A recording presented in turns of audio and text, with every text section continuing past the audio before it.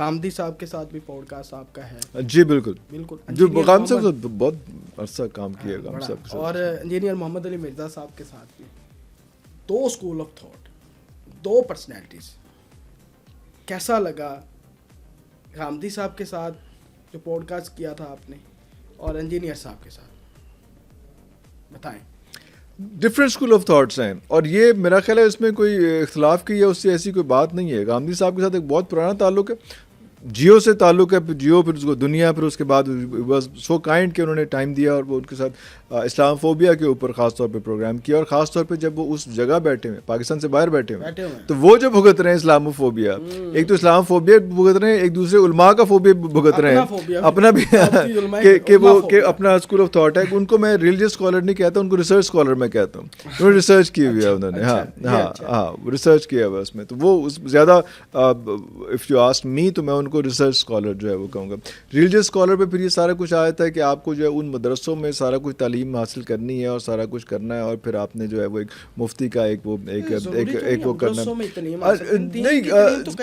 نہیں, کسی حد تک ضروری ہے بھی. کوئی دیکھیں, آپ نے اگر میڈیکل کی ڈگری لینی ہے تو آپ نے انجینئرنگ میں نہیں کرنا نا, آپ نے جا کے ادھر فائنانس والے کے پاس جا کے میڈیکل کی ڈگری نہیں لینی ہے, آپ نے انہیں لوگوں میں سے لینی ہے نا. تو اس لیے وہ کوئی ایسی بڑی بات نہیں ہے, وہ ایک پروسیس ہے جو ڈیو پروسیس ہے, جو جس سے گزرنا چاہیے.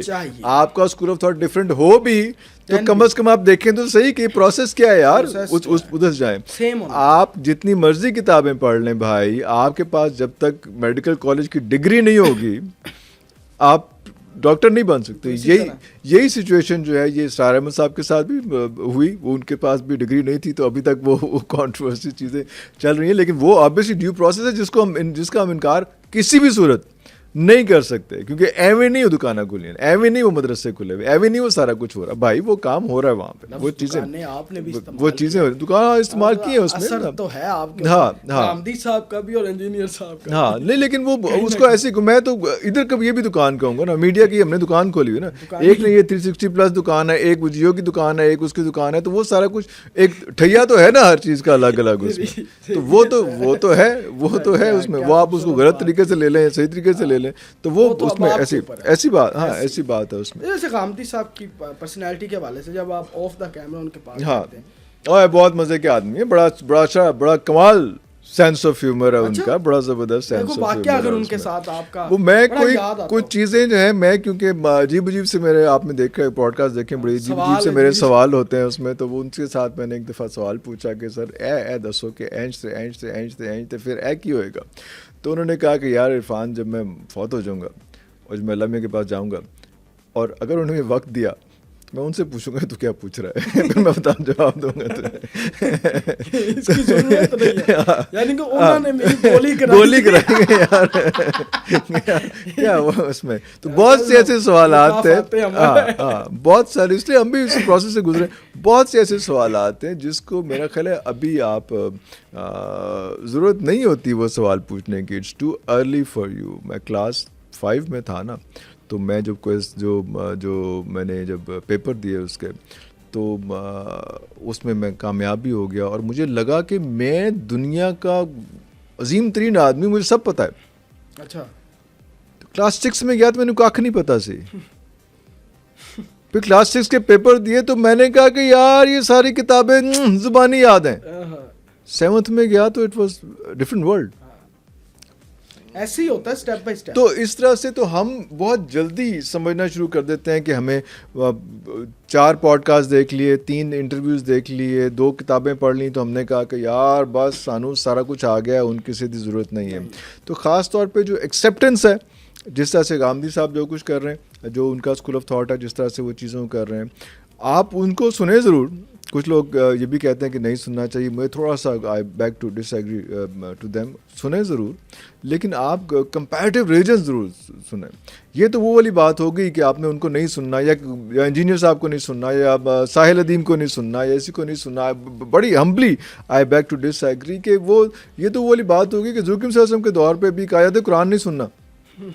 جو مشرکین تھے وہ کہتے کہ وہ دوسرا اسکول آف تھاٹ نہیں سننا. شور مچا دینا, رپڑ ڈال دینا ہے اس وقت جب وہاں پہ قرآن کی تلاوت ہو رہی, چیزیں ہو رہی ہے. ہاں, اپنے آپ کو بڑا کریں نا, ہمیشہ یہ نہ کہیں کہ یا اللہ یہود و نصارہ کو برباد کر دے, یا اللہ ان کو نصف و نابود کر دے, یا ان کی جو عزائم پانی ملا دے. یا کبھی یہ بھی دعا کریں کہ یا اللہ ہمیں اس قابل کر دے, ہمیں اتنا اکوپڈ کر دے, ہمیں اتنا اسٹرانگ کر دے, ہماری اتنی یا اللہ دھاک بٹھا دے, ہمیں اتنی اسٹرینتھ دے دے کہ ایسی آپ ہی ادھر انسان نمٹ لئیے.